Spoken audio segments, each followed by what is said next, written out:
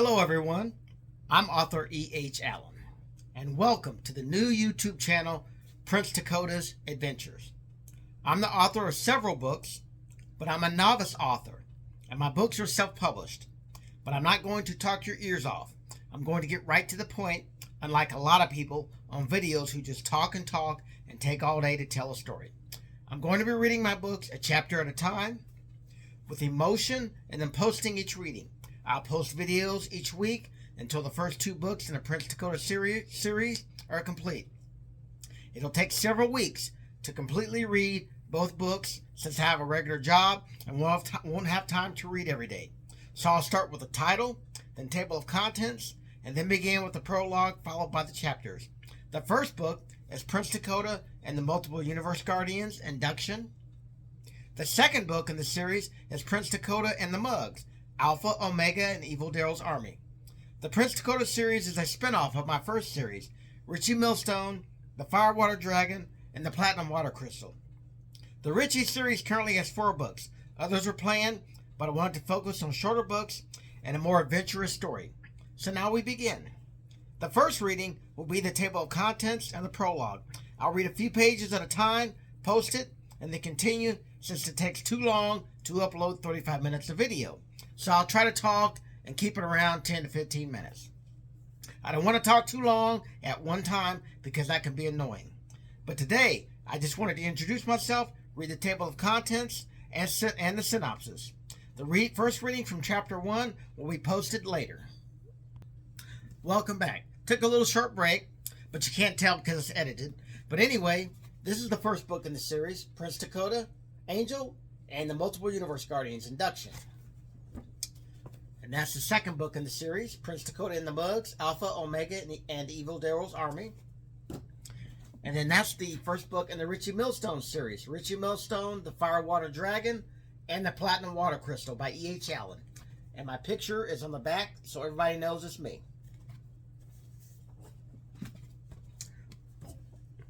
So now, I will take another short break, and then I will start with the title and the synopsis.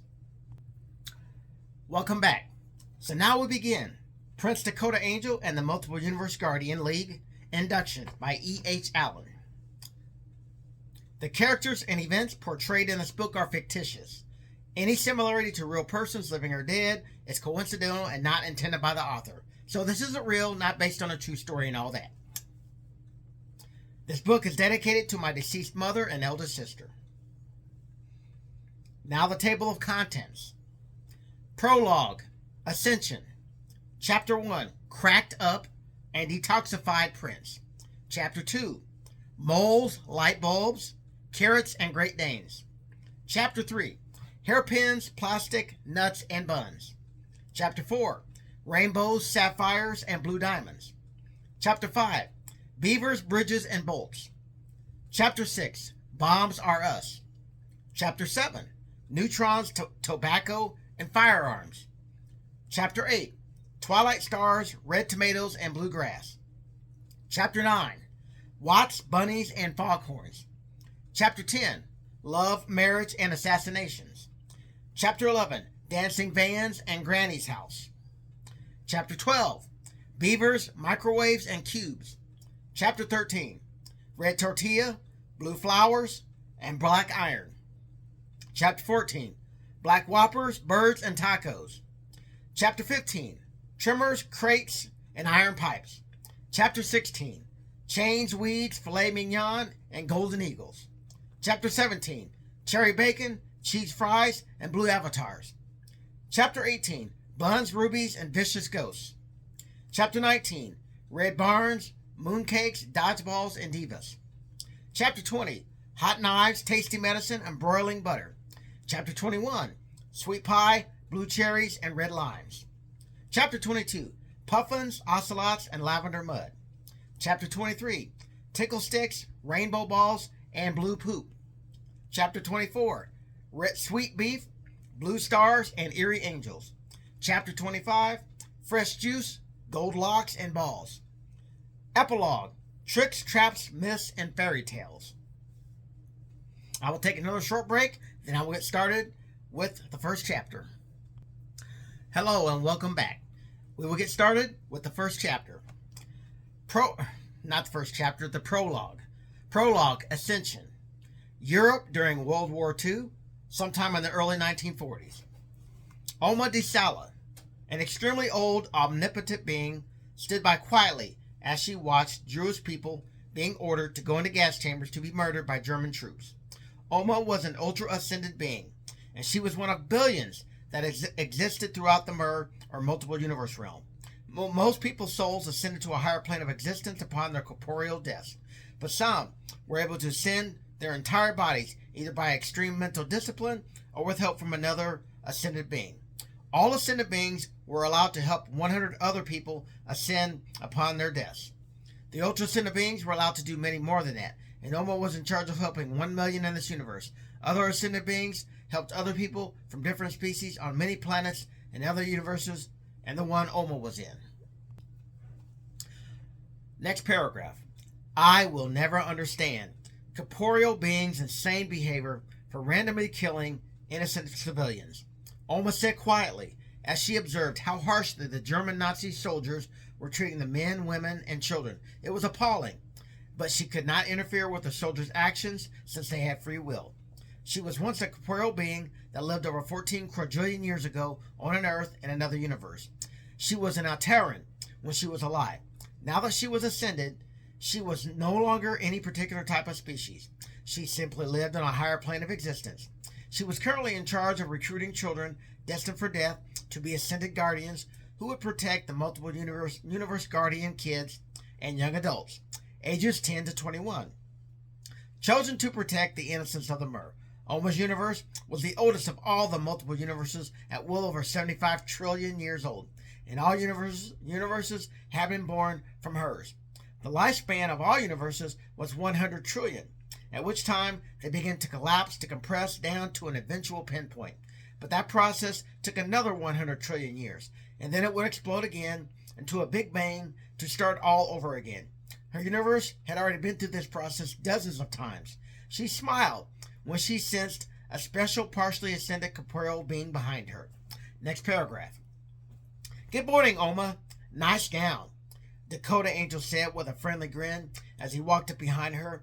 He was an African-American teenager that had been granted superhuman powers by the ultra-ascended beings via a powerful lightning strike when he was 12 years old. He had just turned 14 and was ready to conquer and tame the Mir with the help of his guardian soldiers, which he still had to begin recruiting. She turned to look at him as he walked up beside her and calmly watched the Nazi soldiers mistreating the Jewish prisoners. They had been forced to strip, and the men and boys had been separated from the women, girls, and babies. They were currently at the male area, and several nude men and boys stood embarrassed with their hands covering their privates as they awaited to be led to the gas chambers. And some of them simply stood quietly with their arms at their sides with saddened looks on their faces.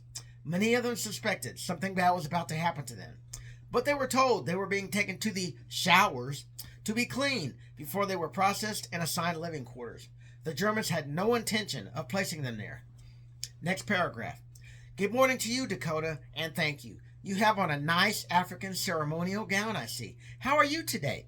Oma asked as she continued to grin at him. Both of them were currently cloaked in quantum phase, so no one will be able to see or touch them, or so Dakota Angel assumed. Their feet were bare, but with their supernatural powers, nothing on the ground would harm them, and they wouldn't even leave footprints. No one would know they were even there. Next paragraph. I'm pretty good, thank you, although I can't say I'm excited to be standing in the middle of a Nazi death camp. I learned about this bullcrap in social studies, Dakota Angel said, with his brow furrowed as he took in the appalling sight. Bullcrap is not the word I would use for these atrocities, but I will watch my tongue for now, Oma said with her eyebrows raised. Every single soldier was armed with a rifle that had a long blade at the end for stabbing. Next paragraph. I appreciate that, but I'm holding back some of my own harsh words, Dakota Angel said with a disgusted look on his face as he continued looking around. I can imagine. So I hear you will be shadowing Richie Millstone while he and his friends embark on their time travel adventure, Oma said as she grinned at him again. Oh, you hear, do you? You seem to be well informed as to my whereabouts, Dakota Angel said, unable to keep a half grin off his face. She was his ultra ascended guardian, so she knew everywhere he went since he was her charge. He had been granted amazing superpower, so the ascended beings decided they needed to assign him a personal guardian to help keep him grounded in times of trouble, such as what they were observing, so he wouldn't lose his mind and beat the crap out of people he wasn't supposed to. New paragraph. Well, I am your guardian after all. Indeed. So what brings us here today? I'm assuming it's not to rescue all these Jew prisoners, and seeing their deaths is going to teach me something about the universe, Dakota Angel said as he continued looking around, but stopped when he thought he saw a little boy calmly watching him, which was impossible since they were cloaked and quantum phased. New paragraph. Well, we actually will be rescuing them, in a way, almost said in a tone that told him things were about to get interesting. He just looked at her for a moment and smirked before he spoke again. In a way? Dakota Angel asked, unable to keep a half-grin off his face. He couldn't wait to hear this explanation of how they were going to help a bunch of war prisoners in a random universe. He briefly glanced at the boy again to see him still watching them before returning his attention back to Oma. I'm going to take a quick break, and then I'll be back with you. Welcome back, and I'll begin with the next person talking. Well, I am helping 1 million people from different civilizations in this universe ascend to a higher plane of existence. But I am here to get you started on your mission, which is you will be helping these people destined for death to start a new life in the star system we had you build 30 light years away. When you told me I'd be using ultra advanced tech to build a star system, I thought you'd go nuts until I saw the tech. Now I'm speechless and fascinated. And Daryl told me I'd be selecting some of the kids and young adults to be Ascended Guardians to the Mugs. I already know how many Ascended Guardians I'll need eventually, once the Mug Army is complete. How many will I be saving for a new life? New paragraph. All 11 million destined to be killed by the Germans during the war, minus those, of course, that you will be selecting to be Ascended Guardians. They are actually called the Ascended Guardian Group. Dakota Angel did a double take at the large number he was assigned to save. He just shook his head in amazement as he glanced at that little boy again, who appeared to be about 4 years old. The boy had bright blue eyes and curly black hair. He was standing calmly next to his 2 older brothers and father while they waited to be led to the showers. Next paragraph. Whew! Oh boy. That's a lot of people to save. I can't even imagine how many across other universes have been murdered, Dakota Angel said as he sighed loudly while he glanced at the boy again, who no doubt wondered who the heck these 2 strange people were and why they were wearing such strange clothing. But Dakota had medium brown skin, so he probably looked very strange to the little Caucasian Jewish boy, who probably had never seen a black American in his life, especially one that had wavy blonde hair with black and red strands. Next paragraph. He can see you if you're wondering, Oma said as she smirked at him. He snapped his head to look at her and wasn't surprised she'd been watching him. He thought no one could see them since they were cloaked or touch them since they were quantum phased. He couldn't wait to hear this explanation, although he did know dogs and other animals had a higher sense of perception that allowed them to see or smell him while he was cloaked and quantum phased. The only way he could completely hide from animals was to raise his electromagnetic barrier, or shield, while he was cloaked. The electrons in the barrier prevented any animals from smelling him, or curious little boys from seeing him. He never raised his shield because he didn't think he could be seen by any humans. There were German shepherds being used by the soldiers to keep the prisoners in line, but the dogs were paying Oma and Dakota Angel no attention. He suspected she had something to do with keeping the guard dogs calm. They kept looking at them like they wanted to come play and greet them, but that would give their presence away. So Oma telepathically told them to stay put. They knew better than to disobey her commands. New paragraph. Oma say what now? Dakota Angel asked with a stupefied expression as he glanced at her and then back at the boy, who was slightly wide-eyed. The boy, no doubt, probably wondered if they were some kind of angels. That boy has several Alteran supergenes that allow him to see cloaked and quantum-phased people and objects, including us. A lot of children from Earth and other planets have the ability to see cloaked objects. He's probably never seen a black boy before, Oma said with a half grin.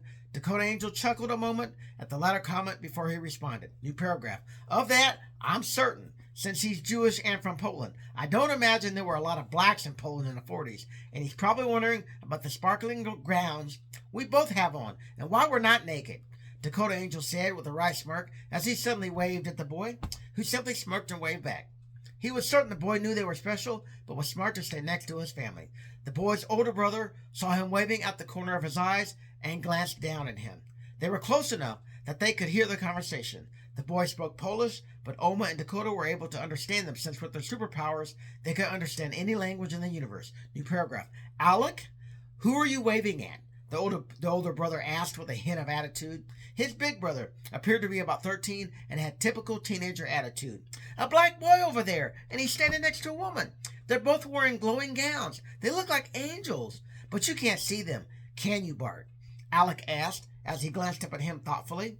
He was certain of this, because if Bart could see them, he'd be slack-jawed and wide-eyed. Alec had been able to see hidden things since he was a baby that no one else in his family could see. He wanted badly to be with his mother and sisters, but they'd been told men and women would be separated until after the showers. But something told him they wouldn't be showering and that there was something sinister happening soon. No, I only see the soldiers and other people. You've always claimed to see ghosts and spirits. You're so silly, Bart said as he chuckled and shook his head in amazement. What are you two talking about? The father asked as he looked at them. I'm going to take a break right now. It's 16 minutes, and then I will continue with Chapter 1. Thank you, and have a nice day.